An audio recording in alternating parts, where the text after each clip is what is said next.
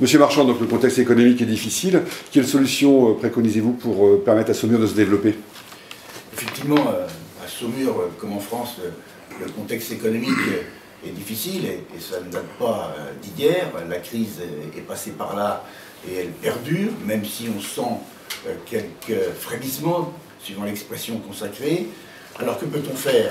C'est ça l'essentiel, évidemment, de la préoccupation de nos concitoyens. Je crois d'abord qu'il ne faut pas oublier que l'activité économique et l'emploi, c'est d'abord de l'initiative privée. Et donc soutenir tous les créateurs d'activités. Compter sur nos atouts, compter sur nos compétences, accompagner toutes celles et tous ceux qui, sur le territoire, ont des idées et des propositions. Et il se trouve que sur ce territoire, il y a 2 projets en gestation. Un qui concerne la création d'une ligne de bottes de cheval de haut de gamme dont le siège social est déjà installé à Saumur, et un autre qui est plus lié à la production de champignons et à l'utilisation du mycélium de champignons pour un myco-matériau. Voilà, pour lancer 2 idées précises sur ce territoire. Le deuxième levier, ce sont évidemment les politiques publiques que nous mettons en place.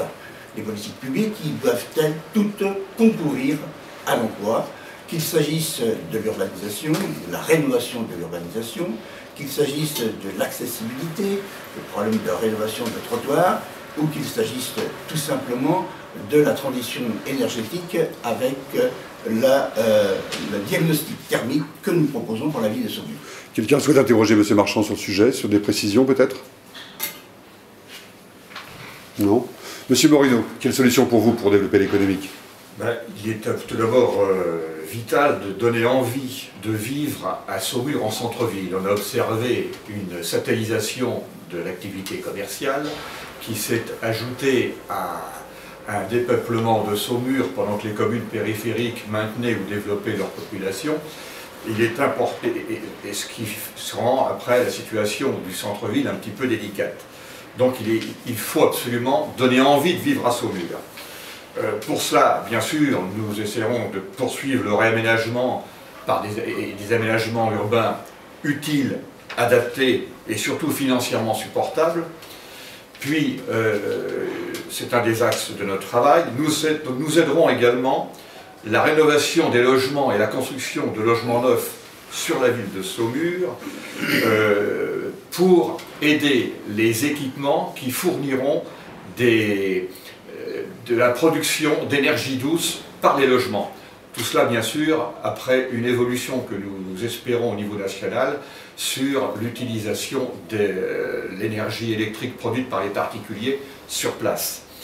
Et également, nous réfléchissons à une exonération dans la mesure des possibilités légales de taxes foncières pour les garages automobiles pour dégager des places de parking et éviter des places de stationnement en ville et éviter qu'il y ait un encombrement de la ville avec du stationnement ventouse. Messieurs, avez-vous des précisions demandées à M. Morino? Non. Monsieur Robin? L'économique, même question. Je fais partie de ceux qui croient que on ne peut pas croire que la dépense publique serait seulement improductive et que seul finalement le privé pourrait créer de la richesse. La chose est infiniment plus complexe que les caricatures qui opposent souvent les libéraux et les socialistes sur cette question-là. La dépense publique, elle peut créer le cadre de l'initiative privée en fédérant les entreprises. On le voit dans le domaine du tourisme, on a des particuliers et ici des activités indépendantes et qu'il faut pouvoir les fédérer. On a eu à Saumur, au XVIe siècle, quand même la culture européenne, une des plus importantes.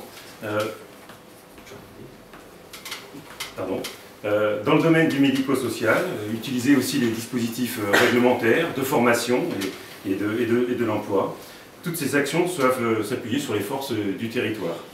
On a parlé de revitalisation du commerce de ville, naturellement, et puis surtout, je crois que pour aujourd'hui donner du boulot à ceux qui n'en ont pas, il faut imaginer autre chose et investir massivement dans l'innovation. J'ai entendu parler des mycomatériaux sur lesquels on a pu travailler avec les maisons d'emploi et autres, et d'ailleurs ce soir, pour ceux qui le veulent. On organise une table ronde avec des chefs d'entreprise, dont Alain Michino, qui investit massivement sur ce dossier-là, pour parler d'innovation. Chaque euro dépensé devrait être un euro utile. Vous l'avez dit dans votre question, on va rentrer dans un cadre très contraint budgétairement. Ça veut donc dire qu'il va falloir mutualiser ce qui peut l'être et également diminuer les coûts de service de gestion. Messieurs, des précisions à demander à Stéphane Robin. Monsieur Abchin, même question. Monsieur Robert, merci de me donner la parole. Je dirais tout d'abord que aujourd'hui la seule question vraiment qui vaille, c'est dimanche, qui les électeurs vont-ils décider de nommer maire de Saumur? À qui vont-ils donner les clés de la ville de Saumur? Et j'y reviendrai tout à l'heure. Alors sur la question de l'emploi, je ne cesse de le répéter, l'emploi ne se décrète pas. La méthode Coué, les discours, etc., ça ne marche pas. S'il suffisait de le dire pour infléchir la courbe du chômage, ça se saurait. L'emploi, c'est la rencontre entre une demande forte, celle des demandeurs d'emploi évidemment, et une offre, celle des employeurs. Cette offre, elle résulte du besoin de main-d'œuvre des employeurs, qu'elle soit manuelle, technique, qu'elle soit intellectuelle. Or, l'emploi, ce sont les entreprises qui le créent. L'emploi public n'est plus la solution, nous le savons tous. Ce n'est pas non plus les élus ni les administrations qui créent l'emploi. Ce sont les entreprises de toute nature, artisanales, agricoles, viticoles, agroalimentaires, industrielles, commerciales, de distribution, de transport ou de services. Tous ces emplois-là sont dignes, sont respectables et sont bons à prendre. Mais pour ça, l'employeur, celui qui prend le risque d'entreprendre, d'investir, de former de nouveaux employés, eh bien cet employeur, il doit avoir confiance. Il doit avoir confiance dans sa capacité à se développer, il doit avoir confiance dans un environnement mieux sécurisé. Or, malheureusement, cette confiance n'existe plus. N'existe plus. Vos amis socialistes, M. Marchand, l'ont cassée. Il n'y a ni sécurité juridique, ni fiscale, ni sociale aujourd'hui. Tout change tout le temps. Il faut redonner de l'oxygène à ceux qui risquent, et à ceux qui entreprennent. Je n'ai pas terminé, soyez gentils. Bon, si je suis il y a été de temps. Si je suis réélu, je poursuivrai dans la voie déjà tracée, celle de maintenir une politique déterminée d'investissement, celle de construire des ateliers, des usines relais, celle de construire pourquoi pas des serres relais pour les jeunes maraîchers, celle de nous battre tous ensemble pour que nos industriels ne deviennent pas des conservatoires à petites fleurs rares ou des réserves ornithologiques. Nous agrandirons la zone éco-parc pour créer des zones artisanales, nous favoriserons le développement touristique. Le sujet est suffisamment important et intéressant pour qu'on y consacre quand même. Et qu'il était de temps.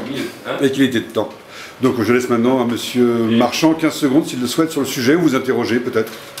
Je n'ai pas le sentiment que je n'ai droit qu'à 15 secondes après le dépassement qu'on vient de constater. Donc il faut bien que la règle soit la même pour tous, s'il vous plaît.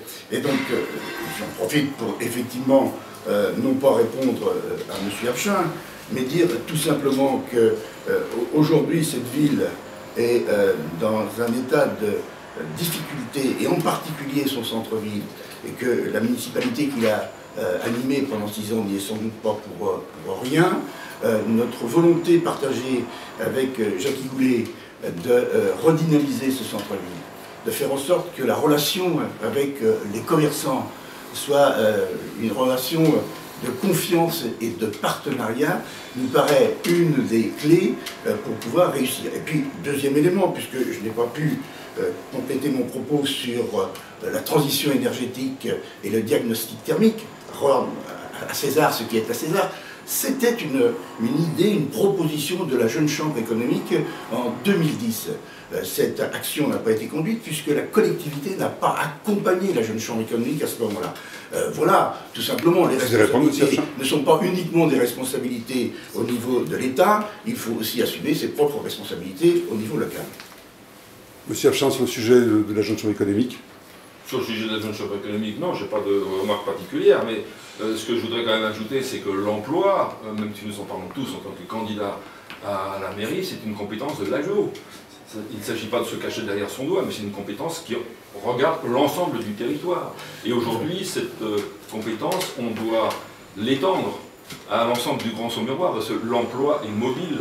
Et que les gens habitent Saumur, Allonne ou Montreuil-Belley, ils ont besoin d'emploi dans la zone. Et c'est à l'échelle du Grand Saumurois, de plus en plus que nous allons pouvoir travailler avec le département, avec le comité d'expansion économique, avec l'agence de développement du Grand Saumurois, et Monsieur Morino. l'ensemble des entreprises du territoire. L'emploi aujourd'hui, il ne se circonscrit pas à la seule ville de Saumur, loin de là. J'aimerais poursuivre effectivement mon propos également et nos propositions au niveau de développement économique. Pour revitaliser aussi le centre-ville, il faut, à notre avis, une meilleure mise en condition du commerce. Pour cela, nous créerons un service municipal dédié à l'accueil et à l'aide aux commerçants, de manière à ce qu'il y ait une synergie qui se crée sur Saumur, et nous octroierons 1 heure de stationnement gratuit pour équilibrer la problématique du stationnement entre le commerce périphérique et le commerce de centre-ville. Et enfin, nous exerçons éventuellement le droit de préemption pour aider de nouvelles implantations commerciales, en évitant bien sûr toute distorsion commerciale. Sur le plan d'implantation d'entreprise, effectivement, l'emploi ne se décrète pas et c'est la décision des entrepreneurs. Les collectivités locales ne peuvent que favoriser et rechercher les implantations sur leur territoire. Et pour cela, nous veillerons à ce que les ateliers relais et les pépinières d'entreprise soient toujours suffisantes, et nous essaierons d'abaisser la CPE avec l'AGLO pour aider les entreprises qui créent de l'emploi. Merci. Enfin, Stéphane Robin. Je crois qu'il faut arrêter de tout attendre de la région avec les plateformes régionales d'innovation, même si elles ont un réel intérêt d'exister, ni des comités d'expansion économique. Il faut qu'on investisse nous massivement sur l'innovation. On a regardé parmi les 34 plans de reconquête industrielle proposés par le Conseil national de l'industrie en lien avec l'État, et on a pu en repérer 6 dans lesquels le Saumurois pourrait vraiment s'investir. Quand on parle du micromatériau, c'est une réussite, et c'est bien l'investissement public qui a permis à un moment aux entreprises de se fédérer. L'emploi ne se décrète pas, peut-être, j'en suis pas sûr. En tout cas, il s'accompagne.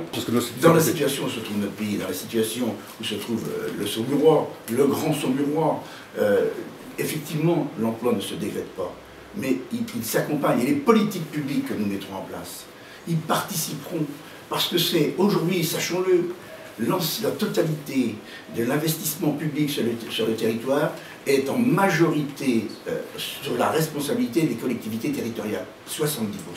Il faut que nous puissions continuer à investir pour pouvoir accompagner les entreprises, leur proposer de l'activité et donc de l'emploi. C'est vous, M. Abchin, qui êtes en déficit de temps maintenant.